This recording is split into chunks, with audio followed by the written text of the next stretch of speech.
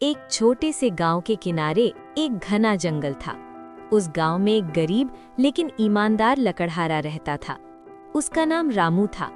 वो रोज सुबह जल्दी उठकर जंगल जाता, लकड़ियां काटता और उन्हें बेचकर अपनी परिवार का पेट पालता था।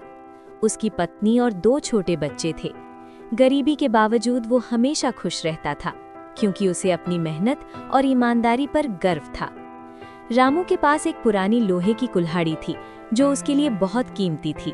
उसी से वो लकड़ियां काटता और अपना गुजारा करता था। एक दिन की बात है, वो हमेशा की तरह जंगल गया। काफी देर तक लकड़ियां काटने के बाद वो एक नदी के किनारे एक बड़े पेड़ को काटने लगा। पेड़ नदी के बहुत पास था, इसलिए उसे सावधानी से काम करना पड़ रहा था। जब वो कुल्हाड़ी चला रहा था, तभी अचानक उसका हाथ फिसल गया और उसकी कुल्हाड़ी सीधे नदी में गिर गई। नदी बहुत गहरी थी और पानी भी तेज बह रहा था। रामू घबरा गया। वो नदी के किनारे बैठ गया और सोचने लगा, अब मैं क्या करूं? यही मेरी एकमात्र कुल्हाड़ी थी। इसके बिना मैं अपने परिवार का पालन पोषण कैसे करूंगा? ये सोचकर वो दुखी होकर रोने लगा। उसकी आंखों से आंसू बहने लगे। तभी अचानक नदी से एक प्रकाश निकला और एक देवी प्रकट हुई। देवी ने रामू से पूछा, हे मनुष्य, तुम क्यों रो रहे हो? रामू ने हाथ जोड़कर विनम्रता से कहा, माता, मैं एक गरीब लकड़हारा हूँ। मेरी कुल्हाड़ी नदी में गिर गई है। उसी से मैं अपना जीवन चलाता हूँ। अब मेरे पास कुछ भी नहीं बचा। देवी को उसकी बात सुनकर दया आ गई। वो नदी में गईं और थोड़ी देर बाद एक चमचमाती सोने की कुल्हाड़ी लेकर बाहर आईं। उन्होंने पूछा, क्या ये तुम्हारी कुल्हाड़ी है? रामू ने उस कुल्हाड़ी को देखा।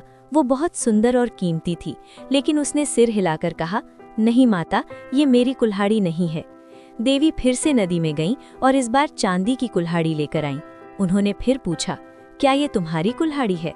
रामू ने फिर से ईमानदारी से जवाब दिया, नहीं माता, ये भी मेरी नहीं है। अंत में देवी तीसरी बार नदी में गईं और इस बार एक साधारण लोहे की कुल्हाड़ी लेकर आईं। जैसे ही रामू ने उसे देखा, उसकी आंखें चमक उठी। उसने खुशी से कहा, हाँ माता, यही मेरी कुल्हाड़ी है।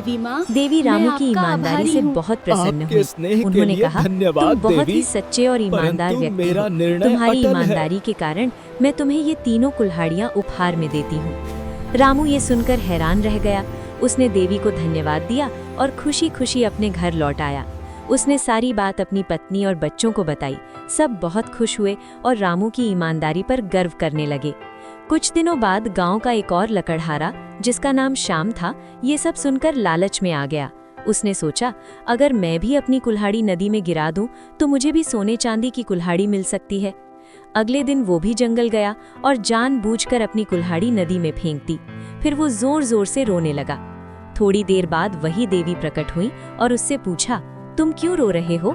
श्याम ने झूठ बोलते हुए कहा, माता, मेरी कुल्हाड़ी नदी में गिर गई है। देवी नदी में गईं और पहले सोने की कुल्हाड़ी लेकर बाहर आईं। उन्होंने पूछा, क्या ये तुम्हारी है? श्याम ने तुरंत कहा, हाँ माता, यही मेरी कुल्हाड़ी है। देवी समझ गईं कि वो झूठ बोल रहा है। वे क्रोधित हो गईं और बोली, तुम झूठे और लालची हो, तुम्हें कोई भी कुल्हाड़ी नहीं मिलेगी। ये कहकर देवी गायब हो गईं। श्याम बहुत पछताया, क्योंकि उसने अपनी असली कुल्हाड़ी भी खो दी और उसे कुछ भी नहीं मिला। इस घटना के बाद गांव के सभी लोग रामू की ईमानदारी की प्रशंसा करने लगे और श्याम की गलती से सीख लेने लगे।